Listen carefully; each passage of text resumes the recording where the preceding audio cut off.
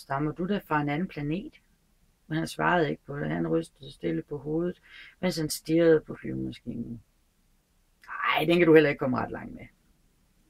Og han stod længe hensunket i drømmen. Så trak han mit for op af lommen og fortabte sig i beskuelsen af sin skat. Du kan vel tænke dig, hvor denne delvise tilståelse om andre planeter pirrede med nysgerrighed. Jeg bestræbte mig derfor på at få mere at vide. Hvor kommer du egentlig fra, lille mand? Og hvor er hjemme hos dig? Hvor vil du hen med mit får? Han svarede efter en tankefuld pause. Det er det gode ved den kasse, du har givet mig, at den kan bruges til hus til forud om natten. Netop, og hvis du er en god dreng, skal jeg også give dig et reb til at binde den med om dagen, og en tøjerpæl. Forslaget lød til at chokere den lille prins. Binde det? Det var da en mærkelig idé. Ja, hvis du ikke binder det, kan det jo løbe. Hvorhen det vel? Og så kan det fare vild. Og min ven fik et nyt latteranfald. Han er på sin lille planet.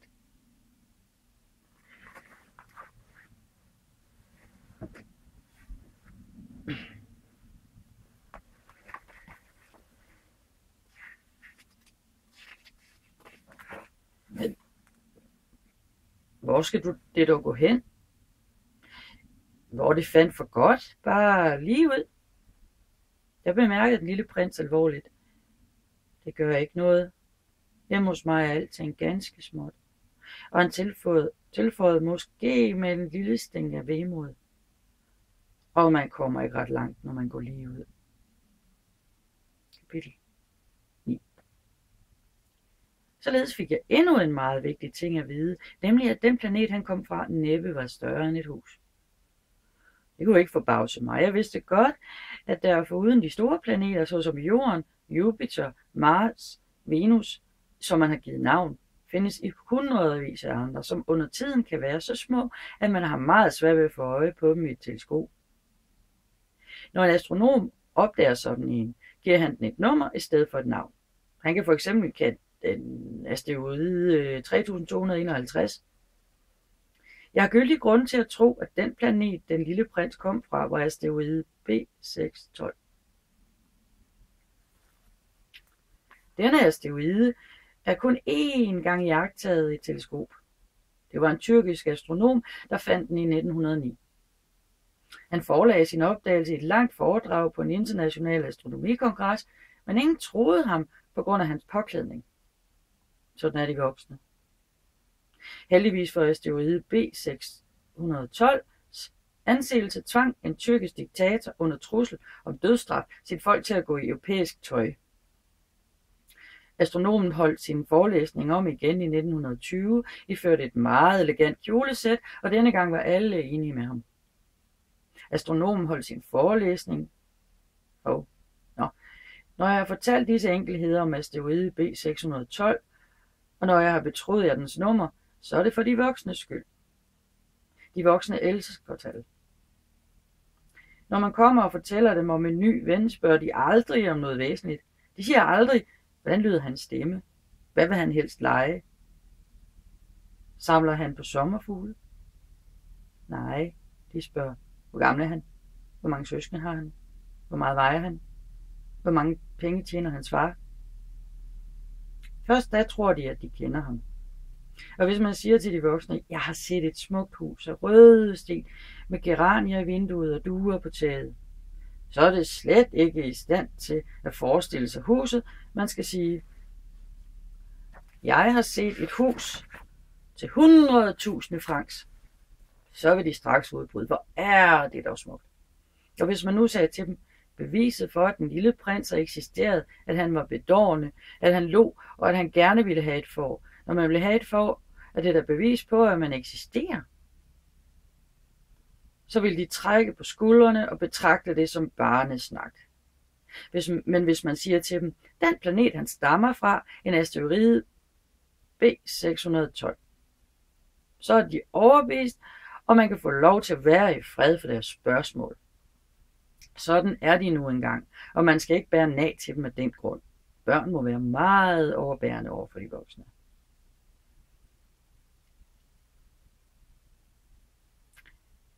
Men naturligvis er vi, der kender livet, ganske ligeglade med tal. Jeg ville så gerne have begyndt denne historie ligesom eventyrene. Jeg ville så gerne have begyndt med: der var engang en lille prins, der boede på en planet, som ikke var ret meget større end han selv, og han længtes sådan efter en ven. For den, der kender livet, ville det have lyttet meget rigtigere. Jeg ville nemlig nødig have, at min bog ikke bliver taget alvorligt. Det ligger mig så meget på sinde at få fortalt alt, hvad jeg husker om min ven. Nu er det allerede 6 år siden, at min ven gik sin vej med sit får. Og når jeg her forsøger at beskrive ham, så er det for ikke at glemme ham. Det er så sørgeligt at glemme en ven. Det er ikke alle, der har haft en ven. Og jeg kunne gå hen og blive ligesom de voksne, der kun interesserer sig for tal. Det var altså også derfor, jeg har købt blyanter og farvelade. Det er svært at begynde at tegne igen i min alder, når man aldrig har forsøgt sig med andet end en lukket slange og en åben slange, da man var 6 år gammel. Jeg skal naturligvis forsøge at få billederne til at ligne så godt som muligt, men jeg er ikke helt sikker på, at jeg får held med det. En tegning er nogenlunde, en anden ligner slet ikke. Jeg tager også lidt fejl af hans størrelse. Snart er den lille prins for stor, snart er han for lille. Jeg kan heller ikke rigtig bestemme mig til, hvilken farve hans støj skal have. Sådan må jeg sidde og prøve mig frem, så godt jeg nu kan. Jeg kommer nok også til at tage fejl på visse mere afgørende punkter, men det må I tilgive mig. Min ven kom aldrig med forklaringer. Han troede måske, jeg var ligesom ham. Men jeg har desværre aldrig kunnet se et får tværs igennem en kasse. Måske ligner jeg alligevel de voksne lidt. Jeg må være blevet ældre. Kapitel 10. Hver dag hørte jeg lidt mere om planeten, om hans opbrud fra den og om hans rejse. Det kom frem lidt efter lidt, når jeg har vist gjort kage i kapitlerne. Det er vist kapitel 5. Det kom frem lidt efter lidt i løbet af vores samtaler. Således hørte jeg den 3. dag om Baobab-dramaet. Også denne gang kunne jeg takke fåret for det, for pludselig spurgte en lille prins, som om han var blevet grebet af alvorligt tvivl. Hvor er det vel sandt, at får spiser småbuske? Ja, det er rigtigt nok. Ja, det var da godt. Jeg forstod ikke, hvorfor det betød så meget for ham, at får spiser småbuske, men den lille prins fortsatte. Så spiser de altså også baobaber. Jeg forklarede den lille prins, at baobaberne ikke er småbuske.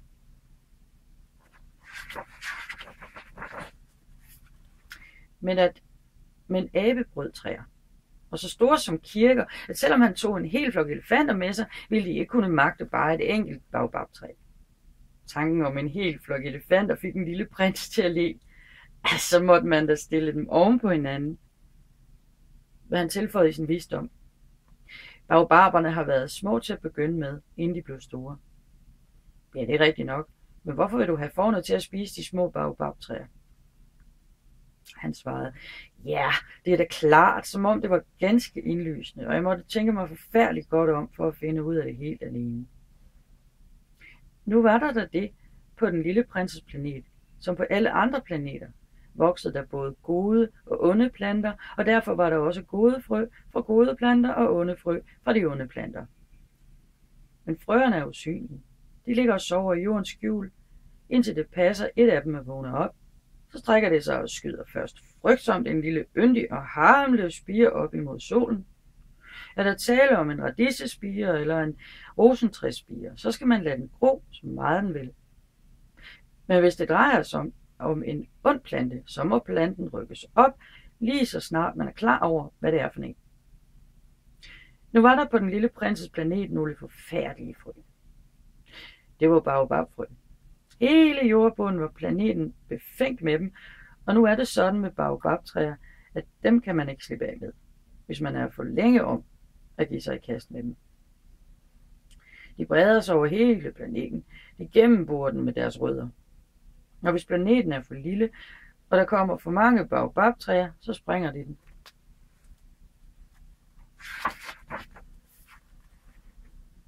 Det er et spørgsmål om disciplin, sagde den lille prins senere til mig.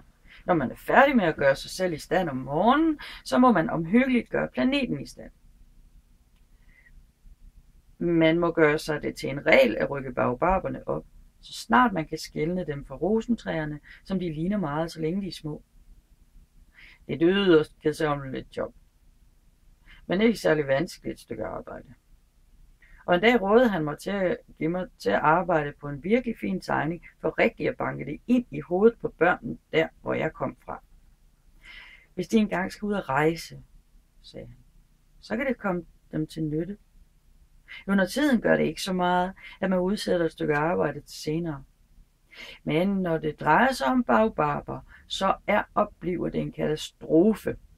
Jeg kendte engang en planet, hvor der boede en doven Lars. Han havde forsømt at holde øje med 3 små buske.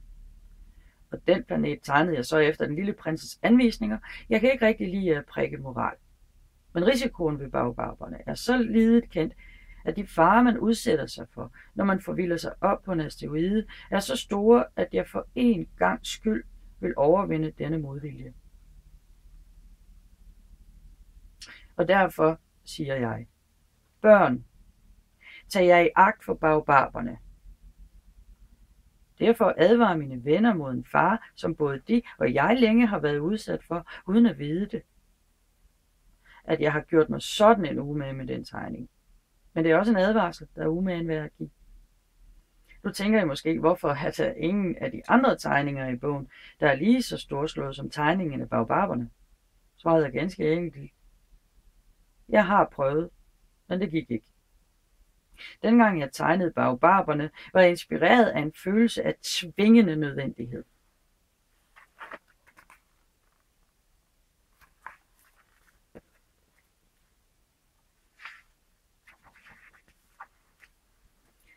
Ak, lille prins. Lidt efter lidt kom din bedrøvelige tilværelse til at stå klart for mig. I lange tider havde du ikke haft anden adspredelse end solnedgangens blide skønhed. Denne lille oplysning fik jeg den 4. dags morgen, da du sagde, jeg holder så meget af solnedgangen. Skal vi ikke gå hen og se på en solnedgang? Jo, men vi bliver da nødt til at vente. Vente? På hvad? Vente til solen går ned. Da så du først meget overrasket ud, men så lå du af dig selv og sagde, jeg tror altid, jeg er hjemme hos mig selv. Nu er der jo noget, alle ved, at når det er midt på dagen i Amerika, er solen ved at gå ned i Frankrig. Hvis man så bare kunne rejse til Frankrig på 1 minut, kunne man nå at få solnedgangen at se. Desværre ligger Frankrig alt for langt borte. Men oppe på din lille bitte planet behøvede du bare at trække din stol et par skridt, og du kunne sidde og se på aftenrøden, hver gang du fik lyst. En dag så jeg solen gå ned 44 gange, og lidt senere tilføjede du. For når man sådan er rigtig ked af det, så er det dejligt at se på solnedgang. Og den dag med de 44 solnedgange var du altså rigtig ked af det. Men den lille prins svarede ikke. Kapitel 7. Det var den 5. dag, at jeg stadig takket været foråret lærte hemmeligheden i den lille prinses liv at kende. Han spurgte pludselig, og uden indledning, som om det var resultat af lange tiders stiltigende tumlen med et problem. Når et får spiser buske, så spiser det vel også blomster. Et får spiser alt, hvad der finder på sin vej. Også blomster med torne på. Det er også blomster med torne på. Men hvad nytter så tornene da? Det vidste jeg ikke, og jeg var på det tidspunkt ivrigt optaget af at prøve, om jeg kunne løsne en bold, der havde sat sig alt for fast i motoren. Jeg var meget bekymret. Min maskinskade begyndte at se meget alvorlig ud, og drikkevandet var ved at slippe op, hvilket fik mig til at frygte det værste. Den lille prins helmede ikke, når først han havde stillet ind et spørgsmål. Jeg var gnaven på grund af bolden, og svarede uden at tænke mig om. Torne er ikke til nogen som helst nytte. Det er ren og skær ondskabsfuldhed fra blomsternes side. Han tav lidt, og så kom det næsten hadefuldt. Jeg tror slet ikke på, hvad du siger. Blomster er svage, de er troskyldige, de sikrer sig så godt de kan. De tror, at de er så skrækkelige indjagende med deres torne. Jeg svarede ikke. Jeg sad og tænkte, hvis den bold ikke vil gå løs, så smadrer jeg den med en hammer, men den lille prins rev mig ud af mine betragtninger. Og så kommer du og siger blomsterne. Nej, jeg siger ikke noget. Jeg svarer helt hen i vejret. Jeg har nemlig vigtigere ting at tage mig til. Han stirrede målløst på mig. Vigtigere? Han stirrede på mig, som jeg stod der med en hammer i hånden, hænderne sorte af smørelse, bøjet over en genstand, som han syntes var forfærdelig grim. Du taler akkurat ligesom de voksne.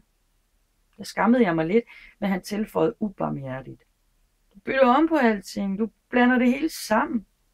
Han var minsandten blevet rigtig irriteret. Han rystede på hovedet, så de guldgule krøller stod om hovedet på ham.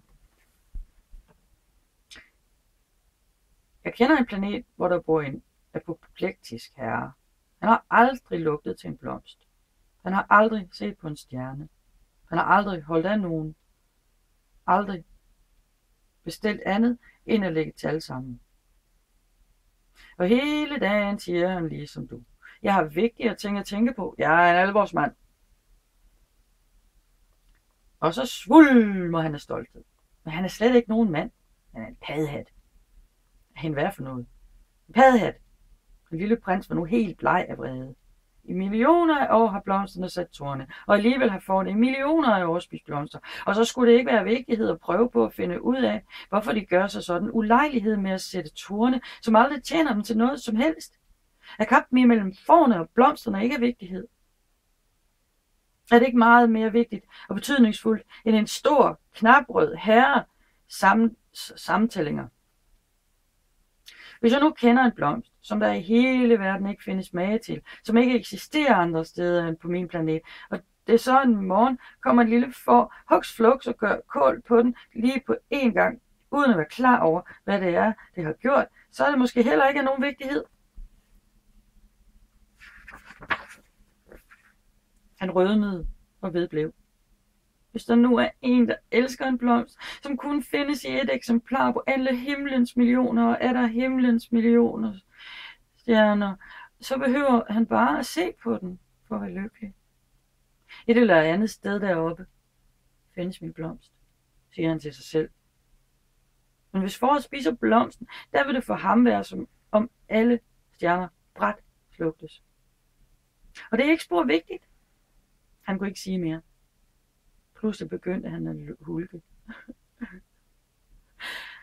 Natten var faldet på. Jeg havde sluppet mit værktøj. Jeg var ganske ligeglad med hammer og bold, med tørst og død. På en af stjernerne, en af planeterne, på jorden, var der en lille prins, der skulle trøstes. Jeg tog ham i mine arme. Jeg vuggede ham frem og tilbage. Jeg sagde til ham, blomsten, du elsker, er ikke i fare. Jeg skal tegne en mundkur til dit får. Jeg skal tegne dig en rustning til din blomst. Jeg kunne ikke finde på mere at sige. Jeg følte mig så forfærdeligt klodset. Jeg vidste ikke, hvordan jeg skulle nå ham. Finde ind til ham igen. Tårernes land er et gådefuldt sted. Kapitel 13. 8. Jeg kom meget snart til at lære den lille prinses blomst bedre at kende. På hans planet havde der aldrig vokset andet end ganske fordringsløse små blomster, smykket med en enkelt krans af kronblade. De tog ingen plads og var ikke i vejen for nogen. De kom til syne en morgen i græsset, og de visnede om aftenen.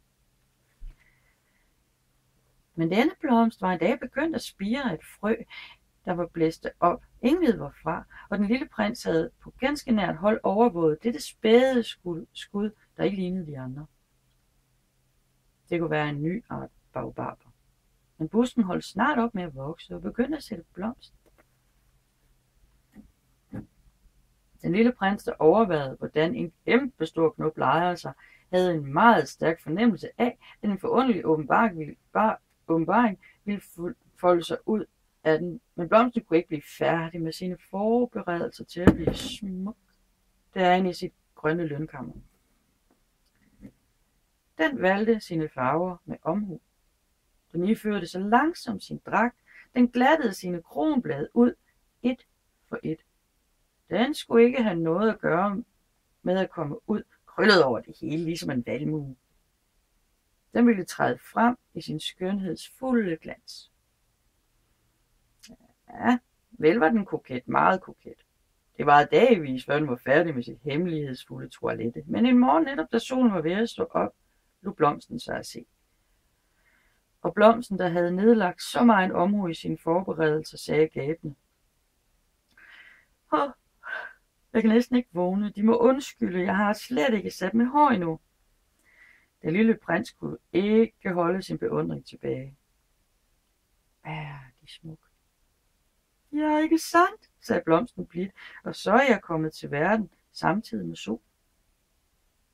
Den lille prins fik nok en anelse om, at den ikke var særlig beskeden, men den var så rørende. Og nu er det vist at være på denne tid, at man spiser morgenmad, havde den tilføjet.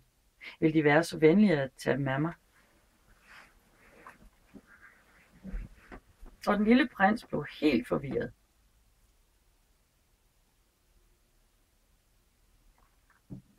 Han havde hentet en vandkande fuld af frisk vand, og det havde han givet blomsten. Den var således ret hurtigt begyndt at pine ham med sin noget afsvælende forfængelighed. En dag havde den for eksempel givet sig til at tale om sine 4 torne og havde sagt til den lille prins: for tigeren kan jo komme med deres skarpe klør. Der er ingen tiger på min planet, havde den lille prins svaret, og desuden spiser tiger ikke planter. Jeg er ikke nogen plante, havde blomsten stilfærdigt svaret. Undskyld. Jeg er ikke bange for tiger, men jeg kan ikke fordrage træk. De har vel ingen skærm? Ikke fordrage træk. Der kunne virkelig ikke være tale om træk så langt nede ved jorden, havde den lille prins bemærket. Den blomst var virkelig ikke så nem. Om aftenen må de sætte mig under en klokke. Det er så koldt her hos dem. Det er rigtig dårligt indrettet, der hvor jeg kommer fra.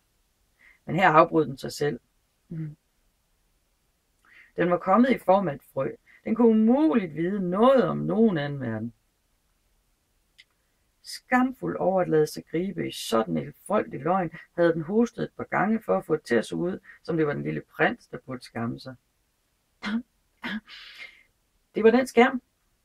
Jeg skulle netop til at hente den, men så sagde de noget. Men så havde den forceret sin hoste for dog at slå ham med anger. Således var den lille prins trods sin redebåndne kærlighed snart begyndt at tvivle på blomsten. Han havde taget fuldkommen ligegyldige udtalelser ganske højtideligt, og han var blevet meget ulykkelig. Jeg skulle slet ikke have hørt på den, betroede han mig en dag. Man skal aldrig høre efter, hvad blomster siger. Blomsterne skal man se og lugte til. Min blomst indhyldede hele min planet i sin duft, men jeg forstod ikke at glæde mig over det. Og den historie på tigerkløen, der irriterede mig sådan, burde i stedet for have rørt mig. Og han tilstod yderligere. Dengang havde jeg ikke lært at forstå nogen ting. Jeg skulle have bedømt blomsten efter dens handlinger, og ikke efter dens ord. Den indsvøbte mig i sin duft. Den lyste for mig. Jeg skulle aldrig være gået fra den. Jeg burde have anet dens ømhed bag alle dens ynkelige kneb. Blomster er så selvmodsigende, men jeg var for ung til at forstå og elske den.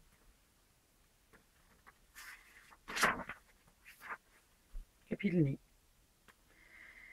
Jeg tror nok, han benyttede sig af de vilde trækfugle til at slippe bort. Den morgen, han tog afsted, gjorde han sin planet fint i stand. Han fejrede omhyggeligt sine virksomme vulkaner. Han ejede 2 virksomme vulkaner, og det var vældig bekvemt til havregryden om morgenen. Han ejede også en udslukt vulkan, men som han altid sagde, man kan aldrig vide. Derfor fejrede han også sin udslugte vulkan. Når vulkaner bliver holdt ordentligt rene, brænder de jævnt og stille uden udbrud. Dermed vulkanske udbrud som med skorstensild. Nu er vi naturligvis alt for små her på jorden til at fejre vores vulkaner. Det er også derfor, vi har så meget vrøvl med dem. Den lille prins rykkede også en smule vemodigt de sidste baobabskud op. Han troede aldrig, han skulle komme tilbage igen.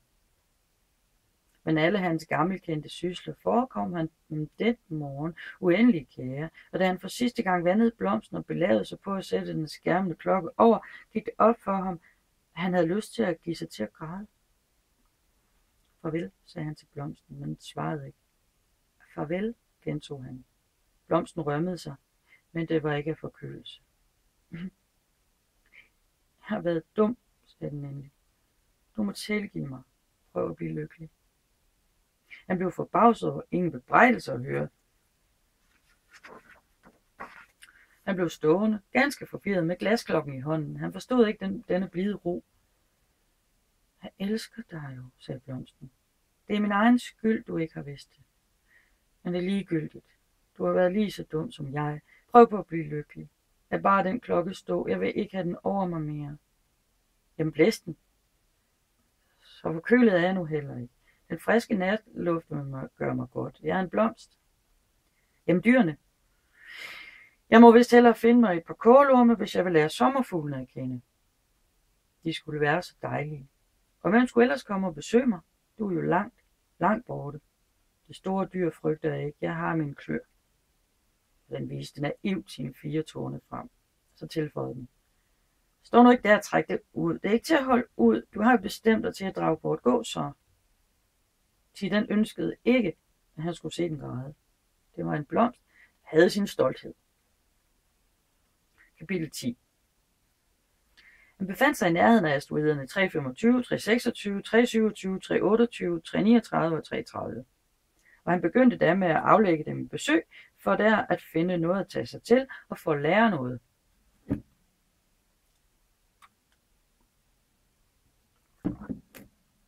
På den første boede en konge.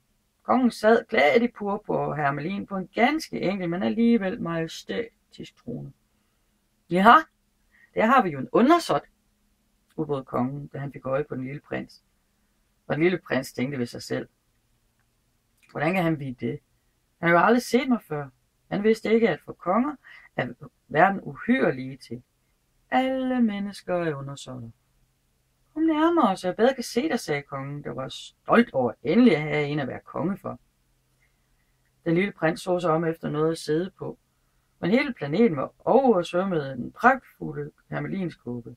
Så blev han stående, og da han var meget søvnig, kom han til at gabe. Det strider imod etiketten at gabe i kongens nærværelse, sagde monarken. Jeg forbyder dig at gabe. Men jeg kan ikke gøre for det, svarede den lille prins forvirret.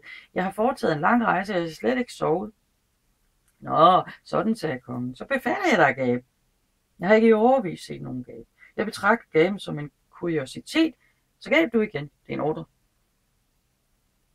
Det blev jeg nervøs af. Nu kan jeg slet ikke mere, sagde den lille prins og blev rød i hovedet. Ja, svarede kongen. Så befaler jeg dig en gang imellem at gabe, og en gang imellem. Han stammede lidt i det og virkede irriteret.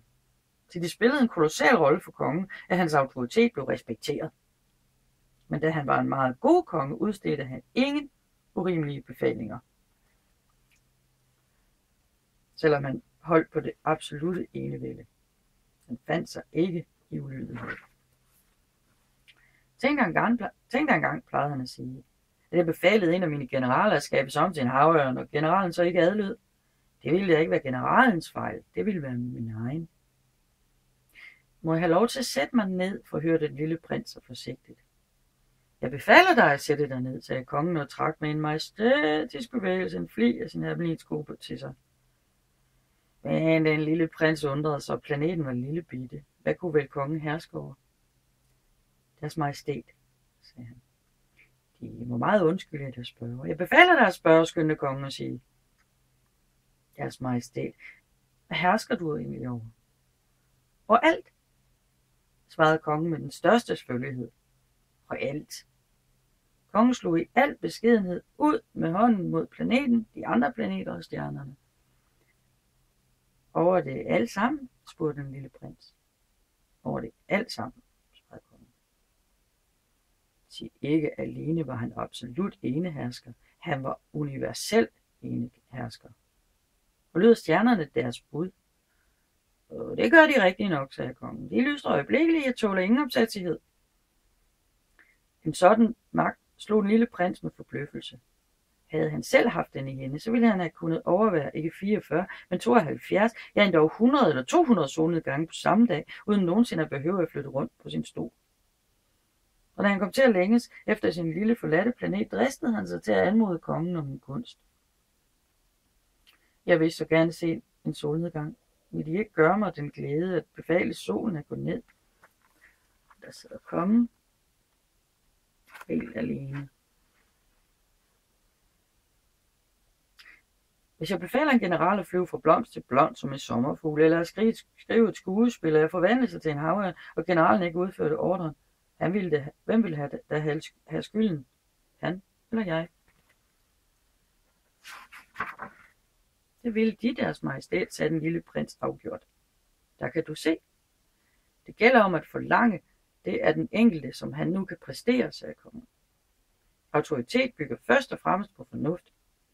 Hvis du befaler dit folk at styrte sig i havet, gør de oprør. Jeg har ret til at kræve lydighed, fordi mine befalinger er rimelige. Men hvad med min solnedgang, mindede den lille prins ham om.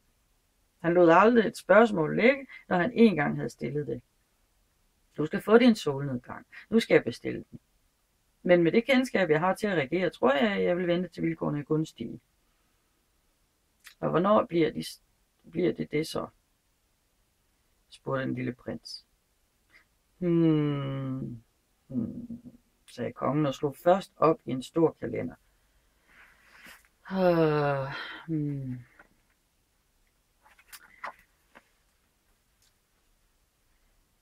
Det bliver i aften, og klokken er hen imod 7:55. Der skal du få at se, hvor fortræffeligt man adlyder mine bud. Den lille prins gav sig til at gabe. Han længtes efter sin solnedgang, og desuden var han allerede begyndt at kede sig lidt. Jeg har ikke mere at gøre her, sagde han til kongen. Jeg drager bort igen. Rejs ikke, sagde kongen, der var så stolt over at have en undersåt. Rejs ikke bort, jeg gør dig til minister. Hvilken slags minister? Justitsminister. Jamen, her er jo ingen at dømme. Det ved man aldrig, sagde kongen. Jeg har endnu aldrig været rundt i hele mit rige. Jeg er meget gammel. Jeg har ikke plads til en karet, og jeg bliver så træt af at gå.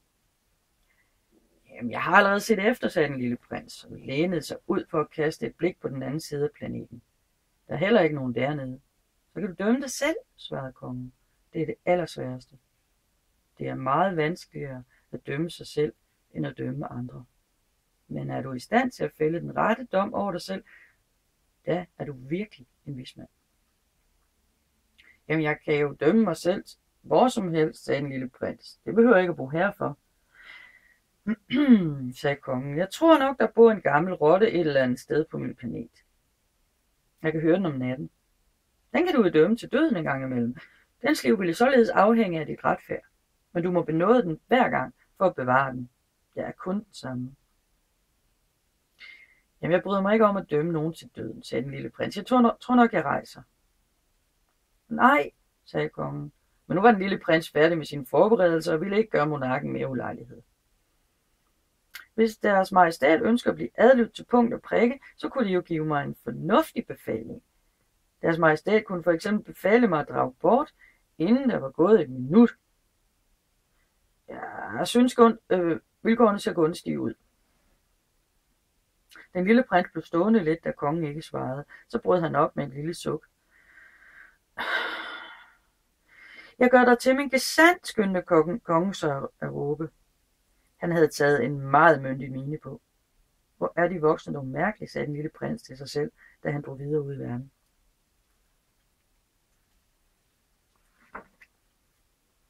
Kapitel 11.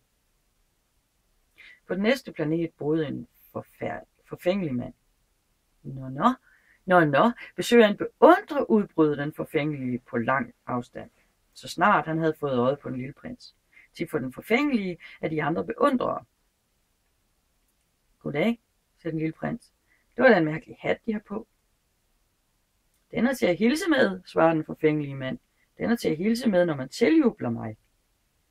Der kommer bare aldrig nogen forbi her, desværre. Ja, så, sagde den lille prins, som ikke forstod et ord af det hele. Men så sagde den forfængelige mand. Prøv at klappe i hænderne. Den lille prins klappede i hænderne. Den forfængelige mand lettede på hatten og hilste beskedent. Det her meget morsommere end at være på besøg hos kongen, sagde den lille prins til sig selv, og han gav sig igen til at klappe i hænderne. Den forfængelige mand hilste igen ved at lette på hatten. Efter 5 minutters eksercis blev den lille prins træt af legens ensformighed. Hvad skal man gøre for at få hatten til at falde af? Spurgte han. Men den forfængelige mand hørte ham ikke. De forfængelige hører aldrig andet end lovordene. Beundrer du mig virkelig så stærkt? Spurgte han den lille prins. Hvad betyder beundre? Beundre betyder at anerkende, at jeg er den smukkeste, den mest velklædte, den rigeste og den klogeste mand på hele planeten. Men der er jo ikke andre på planeten. Tjen mig nu i at beundre mig alligevel. Jeg beundrer dig, sagde den lille prins og trak lidt på skuldrene, men hvilken interesse kan du have i det? Og den lille prins greb flugten. De voksne er ganske afgjort meget mærkelige, sagde han til sig selv, da han drog videre ud i verden. Kapitel 12. På den næste planet boede en dranker. Det blev et meget kort besøg, men det hensatte den lille prins i den dybeste mismod. Hvad bestiller du der? Spurgte han drankeren, som han fandt siddende tavs foran en hær af tomme flasker og en hær af fulde flasker.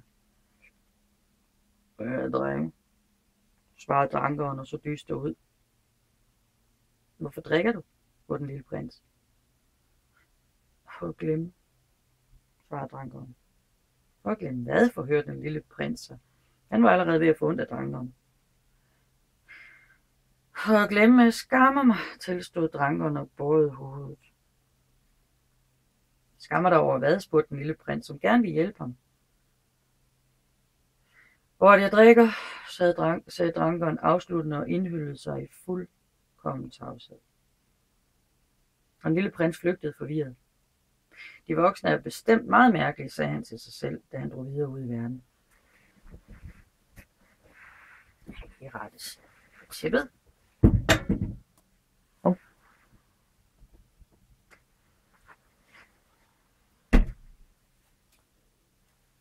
Kapitel 13.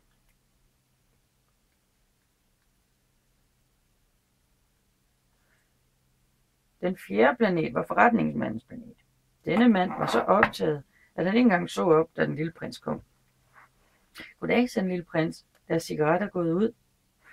2 og 3 er 5. 5 og 7 er 12. 12 og 3 er 15. Goddag. 15 og 7 er 22. 22 og 6 er 28. Har ikke tid til at tænde den igen. 26 og 5 er 31. Se så. Det bliver altså 501.622.731. 5 millioner. Hvad for noget? Hvad for noget? Er du der endnu? 501 millioner. Det kan jeg ikke huske mere. Jeg har så forfærdeligt travlt. Jeg er nemlig valvorsmand. Jeg spiller ikke min tid med snak. 2 og 5 er 7. 501 millioner. Hvad for noget? Sagde den lille prins, som aldrig i sit liv havde ladet sig snyde for svar, når han engang havde stillet sit spørgsmål. Der har vi forretningsmanden.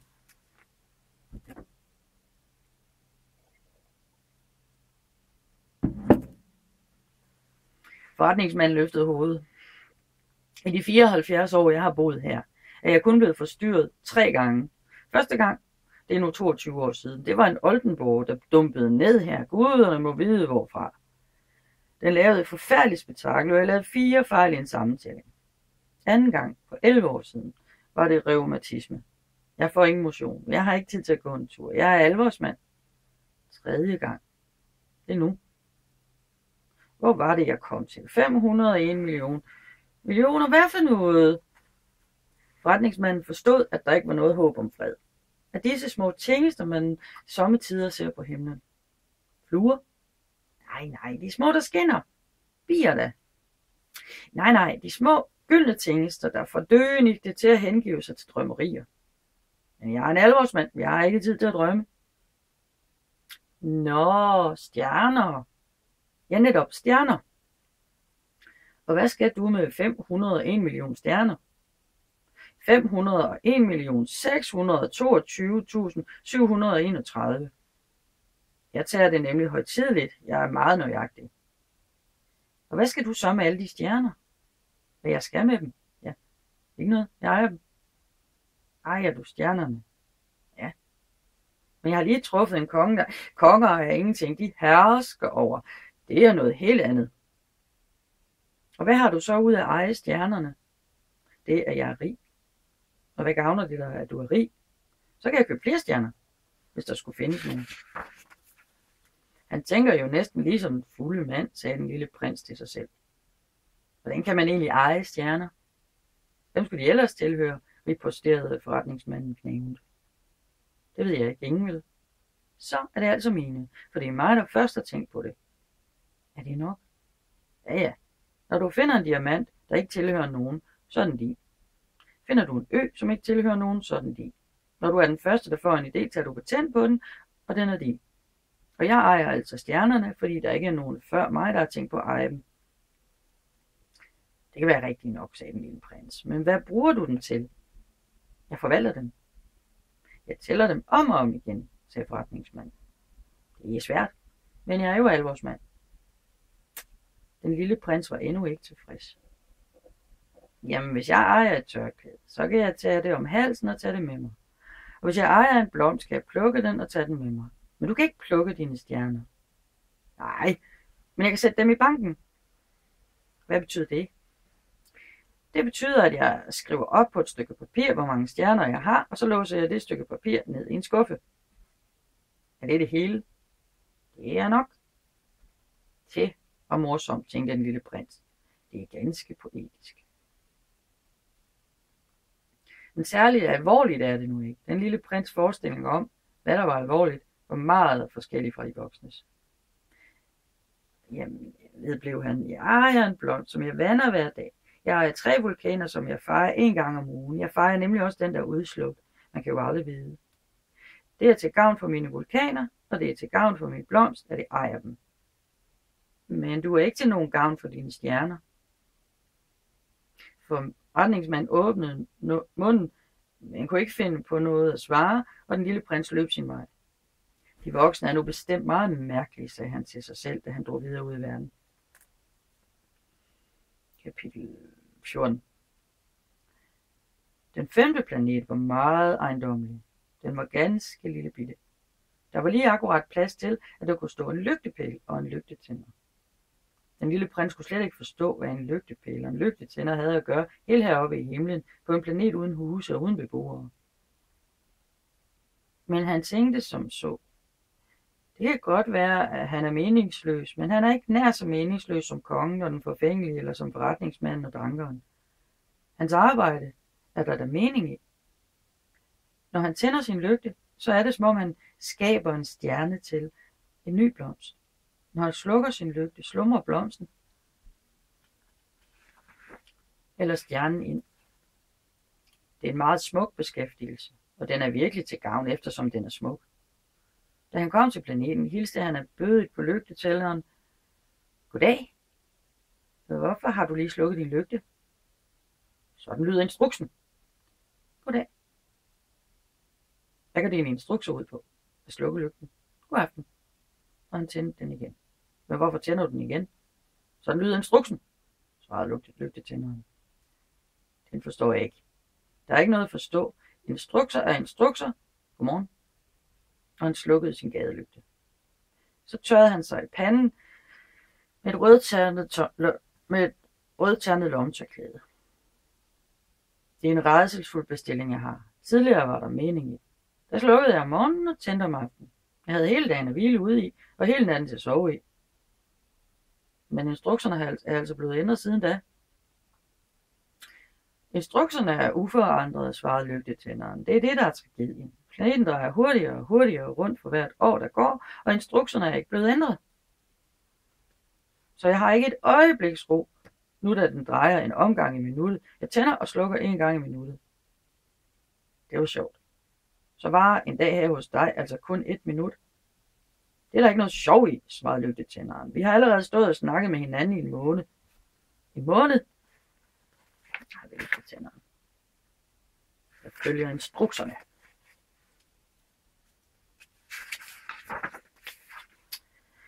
Jeg har 30 minutter, 30 dage på aften, og han tændte atter sin gadelygte. Den lille prins stod og så på ham, og han kom til at holde så meget af denne lygtetænder, der var så tro imod sine instrukser. Han mindedes solnedgangene, han selv før i tiden var gået hen for at betragte, trækkende sin lille stol efter sig. Han ville hjælpe sin ven. Ved du hvad, jeg ved en udvej, så du kan hvile dig, når du vil. Det vil jeg altid, sagde lygtetænderen. Så man kan godt på en gang være pligttro og doven. Den lille prins fortsatte. Din planet er så lille, at du kan gå rundt om den i 3 skridt. Du behøver bare gå ganske langsomt for at holde dig i solen hele tiden. Så når du vil hvile dig, behøver du bare gå, og dagen vil være så længe du ønsker det. Det hjælper mig ikke stort, svarede lygtetænderen. Det jeg holder mest af her i livet, er nu engang at sove. Ja, så er der ikke noget at gøre, sagde den lille prins. Nej, der er ikke noget at gøre, sagde lygtetænderen. Godmorgen. Og han slukkede sin gadelygte. Denne mand, sagde den lille prins til sig selv, mens han drog videre ud i verden. Vil alle de andre se ned på, både kongen og den forfængelige, drankeren og forretningsmanden. Men han er jo den eneste, jeg ikke finder latterlig. Det er måske fordi han beskæftiger sig med andre ting end sig selv. Han drog et længselsfuldt suk og tænkte videre. Han var den eneste, jeg kunne være blevet ven med, men hans planet er faktisk for lille. Der er ikke plads til 2.